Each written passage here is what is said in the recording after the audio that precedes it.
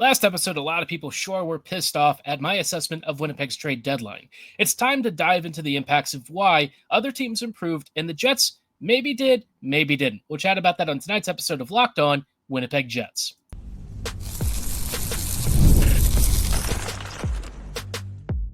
You're Locked On the Hockey Jets, your daily podcast on the Winnipeg Jets, part of the Locked On Podcast Network, your team every day.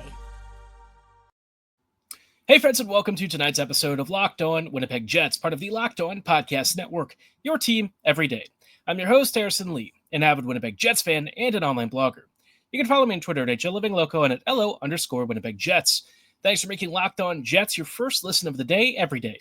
If you like what you're hearing, be sure to like, follow, and subscribe on all of your favorite podcasting platforms and YouTube. Doing so, of course, is always free of charge and ensures you never miss another episode. Most of all, though, we just love and appreciate your support. Tonight's episode, obviously, we are chatting a lot about the aftermath of the trade deadline, some early returns, and where, Winnipeg kind of sits in all of this. And the Jets did just play yesterday. They lost to the Carolina Hurricanes. It was an odd game. The Canes definitely controlled play for the most part, but there were some questionable reffing decisions and a couple of standouts in the very wrong way. But you could argue some of it was impacted by trade deadline stuff. Some of it is just a continuing issue with some particular choices that the coaching staff continues to make. We'll talk about some of those a little bit later. As you see, we have a segment devoted to Arniel because, quite frankly, I think he really needs to show us something against really good teams. I know people will look at the Devils game from a couple of days ago and think that was a really good team, but that Devils team was missing like 2 or 3 of their best players, including Jack Hughes, Dougie Hamilton, etc. So I don't really look at that as the sort of barometer. The game against Carolina, little bit of a different story. But, that's not to say the Jets haven't beaten good teams this year. I think the reason why I was so frustrated by the trade deadline, though, was that Winnipeg, I saw a lot of comments last episode. People were insulting me or saying all sorts of fun stuff.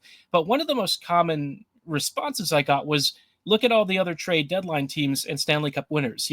Do Cup winners often make big deadline splashes? And the answer is no. And I hear that. I get it. What you're not really considering, though, is where those teams are roster-wise before they get to the trade deadline. The reality is the Jets are always at a disadvantage compared to all those other teams. They just are. You can try and slice it any other way you want, but Winnipeg will always be at a disadvantage. The Jets don't usually draft very high, and they don't graduate a lot of prospects into their roster.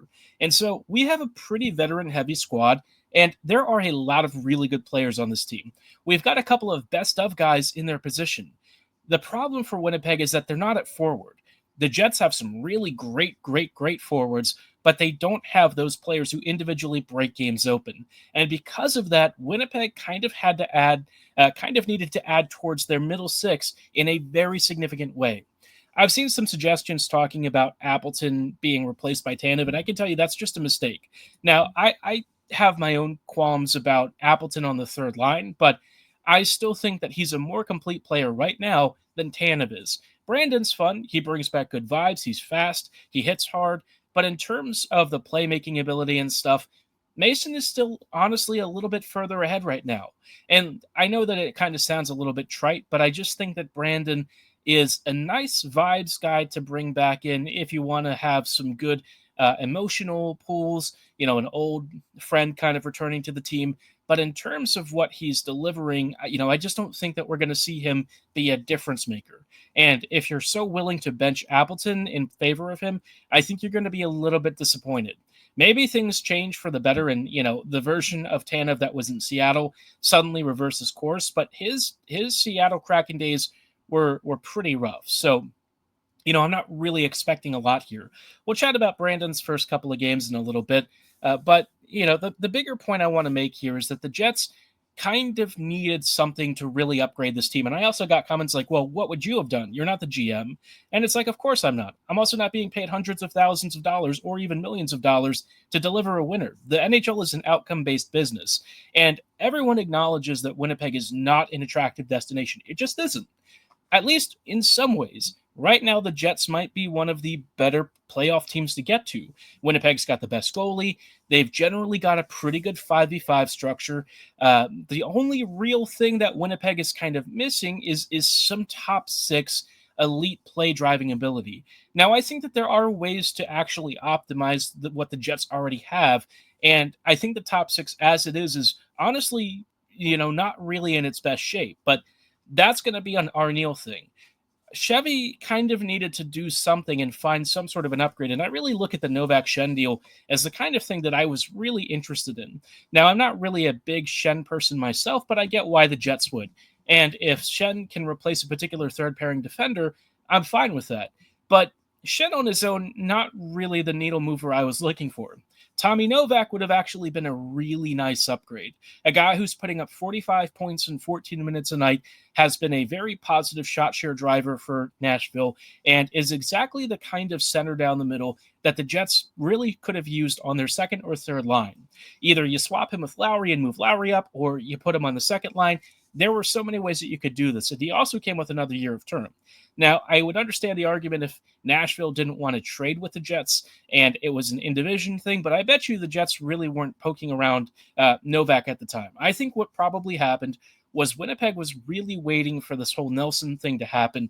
And when the rug basically got pulled at the 11th hour, the Jets didn't really have many options. Novak was already traded. There were already other names off the board, and some teams just straight up did not want to trade, right? Alexiak was not on the board for whatever reason. God bless the Kraken, but I think they're very mistaken about where they are as a franchise. Good luck to them. But, I just think the Jets really put a lot of eggs in the Nelson basket, and because it took until the last minute to really see that deal through, the Jets were kind of left scrambling for whatever else was out there, and there wasn't really that much to work with. Nelson was the big fish, and this didn't just happen to Winnipeg. Carolina apparently was trying to make other moves and said that the whole Rantanen thing basically took up their whole schedule. So, it's not just the Jets that it's happened to, but I think Winnipeg, I don't know, I just feel like they really invested heavily on this whole thing. And while I appreciate it, I think Colorado put forth an effort, or like an offer that the Jets would not have matched. Even if it wasn't Brock that said no, and it was more the trade offer, Callum Ritchie is probably a guy that would be more equivalent in the either the Kieran Walton or Braden Yeager tier of player. And do you think the Jets would trade a Yeager for a rental? Probably not. I don't even know if it would have been a rental. I don't know if Brock would have wanted to resign. I had reservations about the resigning thing, but I just don't think Winnipeg was willing to pony up. And I would get that if, and only if, Yeager was a near future player for this team. We've seen how the Jets tend to, integrate their youth. They don't. And it takes a while for them to really trust the kids. That's where I think I've really had this disconnect where, if you're not going to play your youth, then you'd better make use of them somehow. And if you're trying to win right now when you really should, I just struggle with this whole thing where the Jets don't want to use their prospects and picks, but they don't want to play them either. And at some point, are you just going to keep going around the same drain? I don't understand. Winnipeg is in a really tenuous position, but they've got to find ways to improve this roster internally if they're not going to do it externally. Some days I just think that they're happy to make the playoffs. And if that's the case, it is what it is. But I really think that this team deserves more. I think that the fan base deserves more.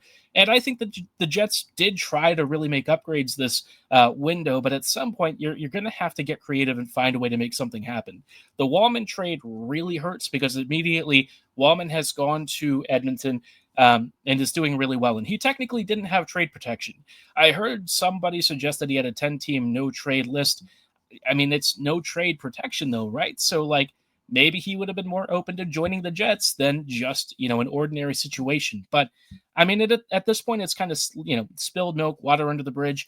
There's nothing you can do about it except to hope that, what's coming is good for the Jets. Winnipeg really needs to make the most of this year. If it's another early playoff exit, I think we're all going to be hurting pretty bad. A team that's in the contention for a President's Trophy really should be in a good spot to go deep. But we know that doesn't always happen, and it's not always the best team in the regular season record that wins the Stanley Cup. So a lot of stuff to stew over. I've had some real time to think about it, but let's chat a little bit about how our friend Brandon Tanev has done. first couple of games are in the books, and he's brought some energy and stuff. But I think if you were looking for him to be a really top end player, you're probably going to be a little bit disappointed. We'll chat about that in just a brief minute. But before we go any further, did want to let you know about our friends and partners at Wonderful Pistachios. Looking for a snack that's both delicious and nutritious? Crack into a good source of protein with Wonderful Pistachios. Wonderful Pistachios is one of the highest protein nuts. Each 1 ounce serving has 6 grams of protein, giving you over 10% of your daily value. And they're packed with fiber and better for you unsaturated fats to help you keep you feeling fuller longer. I personally am the person who kind of likes the shelled variety. I know a lot of you don't like shells, and they offer those too. They come in very easy little pouches that you can take on the go, whether you're looking for something before your workout, maybe an afternoon work snack, something that's low calorie but packed with protein. And of course, if you need something for, a road trip, it's great, it's convenient. And again, it comes in, a no shelled variety for those of you who don't like doing the whole tactile thing. And Wonderful Pistachios are a complete protein, providing all 9 essential amino acids. Just grab them and go. They're delicious and easier than ever. So get snacking and get cracking with a snack that packs a protein punch. Visit wonderfulpistachios.com to learn more.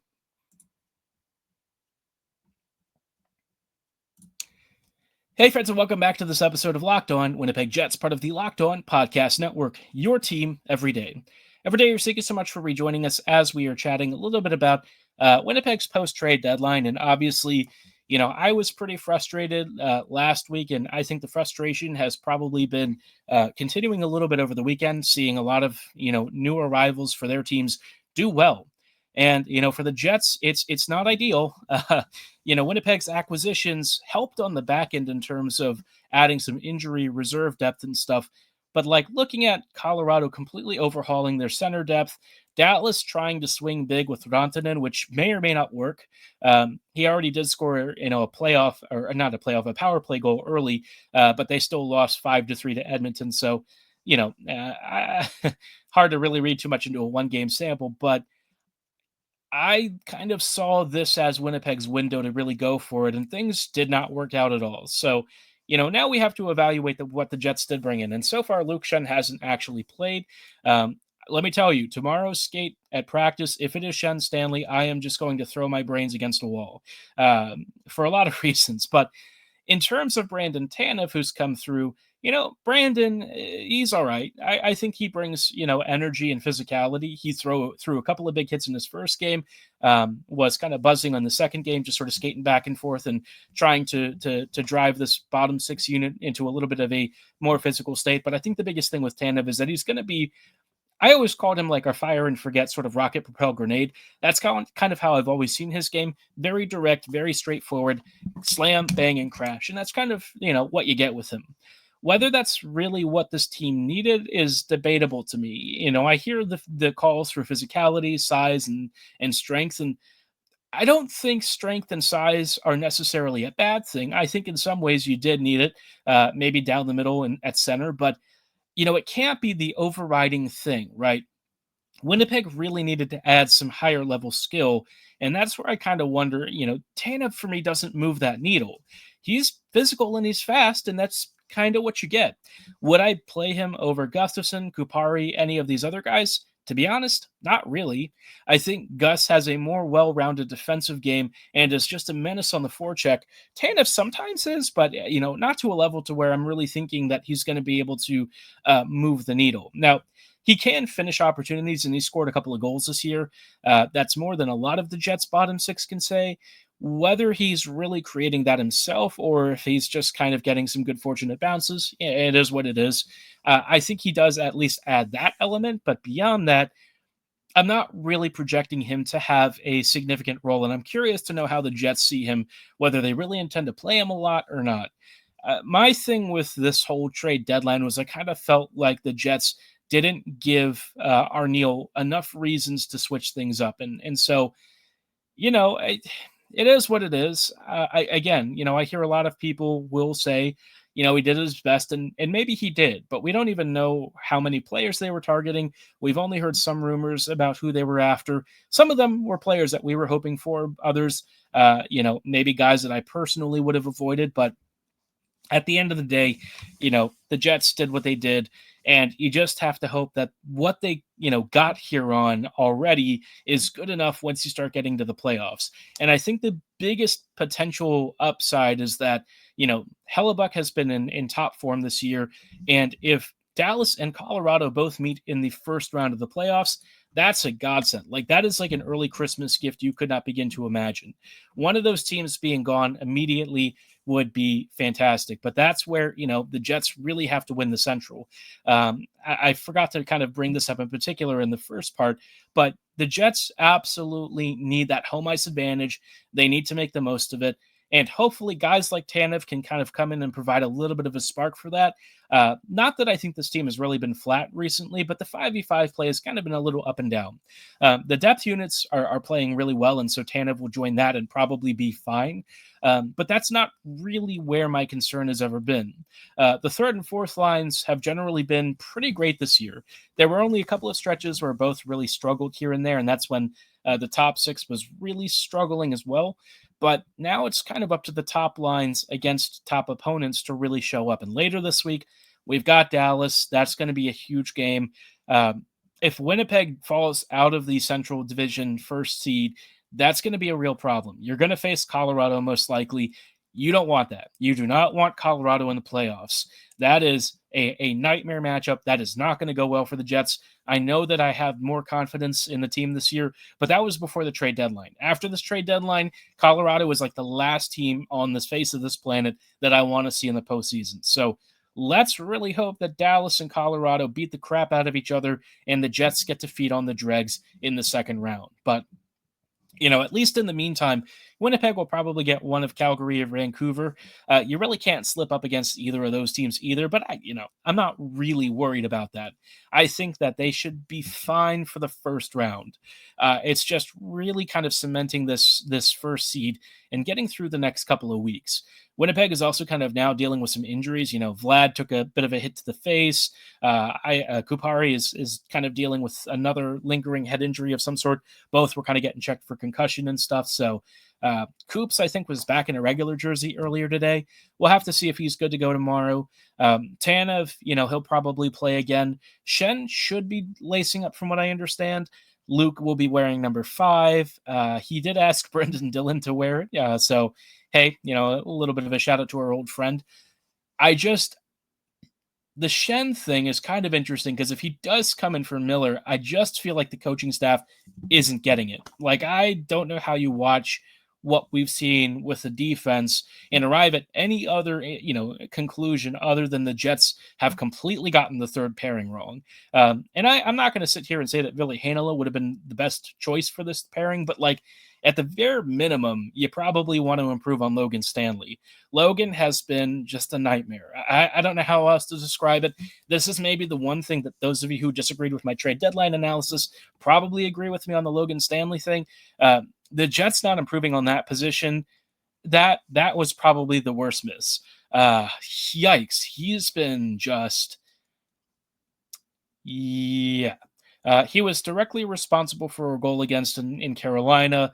It's not exactly been a new thing where he takes himself out of the play to go for a hit and then gets burned. And it's just, man, you look at Wallman immediately hitting McDavid for a breakout pass yesterday and has generally been a positive influence on their defense. And it's just like, could we really not have tried that avenue? Was there really no way to make that work?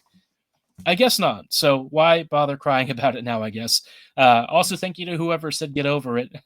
There's really nothing to get over about the trade deadline. It just is what it is, right? I'm just more sad for the team, I think, if things don't work out.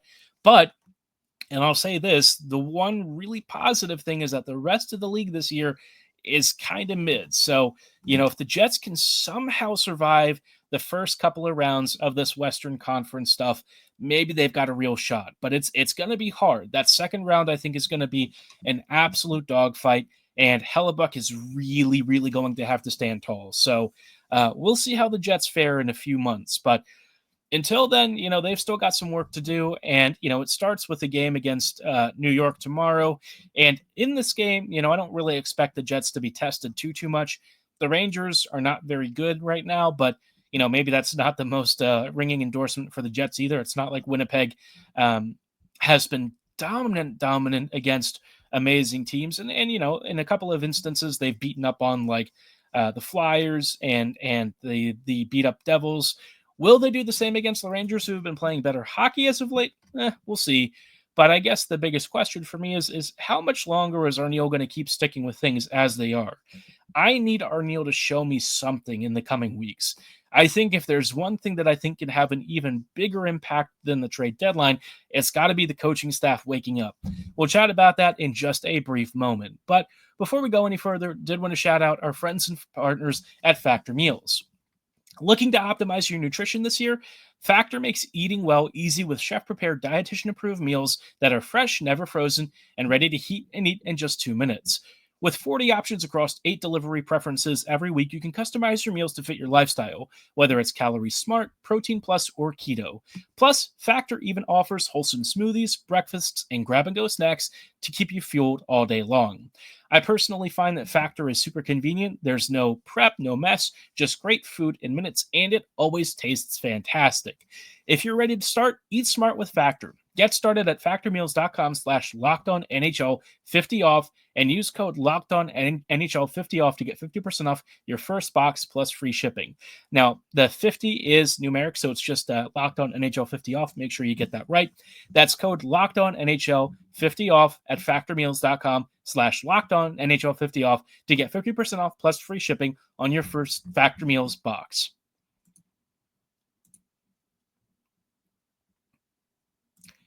Hey friends, and welcome back to this episode of Locked On Winnipeg Jets, part of the Locked On Podcast Network, your team every day. Everydayers, thank you so much for rejoining us on tonight's episode as we are continuing to chat about Winnipeg's upcoming run of games. And obviously, this is going to be a difficult part of the schedule. The Jets now have one of the, I think, 5th or 6th hardest remaining strength of schedules for the remainder of the regular season. So should be an interesting ride all the way to the finish line. But for Winnipeg, this is where I really need to see something out of Arniel. Let's take a look at the most recent Jets lines, right? I know that Arniel is pretty rigid about things, and I get it. I understand that he probably, to some degree, has a lot of stress from, his Columbus days. And actually, I feel for him. The fact that he got locked out of the room and stuff, that really does suck, which just really tells you how bad things were back then. But, his line combinations don't really seem to change much. He keeps Connor, Scheifele, and Velarde together. Ehlers, Nemesnikov, and Perfetti. Niederreiter, Lowry, and Appleton, and Tanev, Barron, and Iafallo. Now, there may be a change on the fourth line, but, the top 9 really doesn't ever see shifts. And I just, I think if you want to get around the fact that the Jets didn't have a great trade deadline, you've got to completely overhaul your top 9. The third line is really good, don't get me wrong.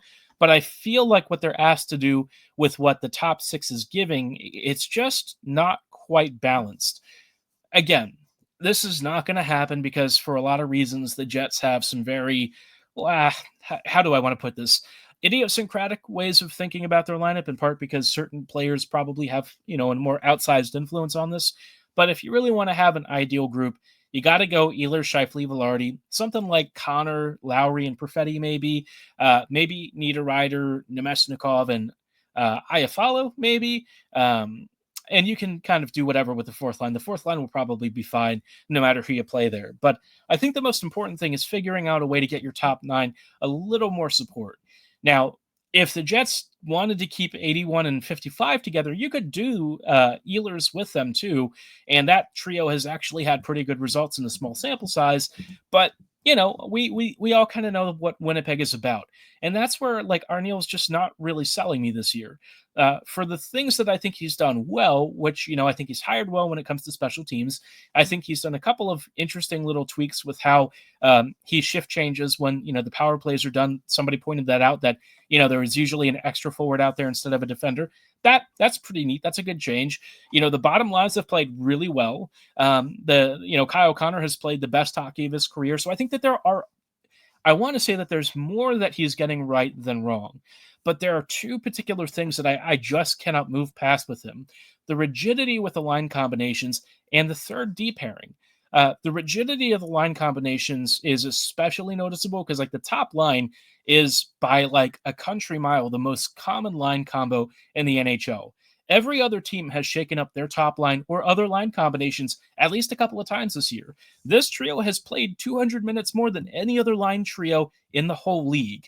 That's really not great. Even teams that are doing well have shaken things up. The fact that Winnipeg just is so afraid to make changes there, I feel like puts them in a really tough spot if things start to spiral in the playoffs. You should try things now when you still have time to figure out what options you have. You don't have to swap it every single game, but if you notice that your 5v5 offense is maybe stagnating a little bit, send a message, move some guys around, make a couple of changes. Don't just throw Iafallo on the top line and call it a day. Make some real impactful substitutions. Try some interesting combinations, maybe things you haven't thought about before. What about Niederreiter, Lowry, and Perfetti? That could be a really interesting swap. Will they probably put Appleton higher than they should? Yes, whatever, right? I'm going to have to give them some leeway here. But I just think the Jets pigeonhole themselves so many times, and I feel like that has led to, this real concern that I have that when they get to the playoffs, they're going to get run on, if they face a Colorado or something. They won't in the first round for the most part unless they slip out of that first seed. But if they do, that's going to be not great. Same if they get it in the second round. So, I just wish the Jets would be a little more flexible. Like, they're not really flexible at all with the third D pairing either. Stanley is like the most unbenchable defender I've ever seen in this Jets tenure. And like, I don't know what the guy could possibly do to get benched. Short of him getting injured, traded off the roster, this dude is like never leaving the lineup. And I appreciate how hard he works. Like, the guy fights and very much puts his heart out there, but he's just clearly not an NHL defender anymore. Whatever I thought that he could be on the third pairing, it's not even close. Like, that pairing has been just so bad and so slow and making too many errors. Like, Colin Miller is basically on an island right now, and Miller is usually not the kind of guy that you see struggle like this. So there is a unfortunate, a bit of a common thread here. And Logan has kind of been at the center of it. But like, Arniel loves this guy. So I don't know, man. If he's in during the playoffs, all I can say is buckle up. It's not going to be a great time. But I'll say this, right? Winnipeg has gotten through with a lot of different things going really well for this team this year. But, the couple of things that they don't really do well are the sorts of things that I think really get exposed in the playoffs. Against the Rangers tomorrow, less worried about it. The Rangers are going to have Panarin, Trocheck, and Lafreniere on the first, Cooley, Miller, and Zibanejad on the second, Kreider, Carrick, and Berard on the third, and Ottman, Brodzinski, and Rempe on the fourth. This is a team that the Jets should probably beat. I feel like I shouldn't say that because I usually get in trouble when I do, but I'm predicting something like maybe like a 4-2 win for the Jets. I guess I'm more interested in what happens on Friday against Dallas. That to me is the much bigger test. We'll have to see if Winnipeg can kind of nut up or shut up with this team that they have built. Whatever happens, they're going to have to live with the consequences. So I'm really hoping that they don't get punished for, not bringing in a big name. If they can find a way to get through this, that's all you have to do. Just survive long enough, get through these rounds, stay as healthy as you can, and, you can get yourself into a cup final. But long road ahead for that. Let me know your thoughts about all of this on tonight on the comment section below or at my social medias at HLLivingLoco and at LO_Winnipeg Jets. As always, though, thank you so much for listening. Have a great night. Tomorrow you'll see us talk about Winnipeg versus the Rangers. So see you then. Have a great night. And as always, go Jets go.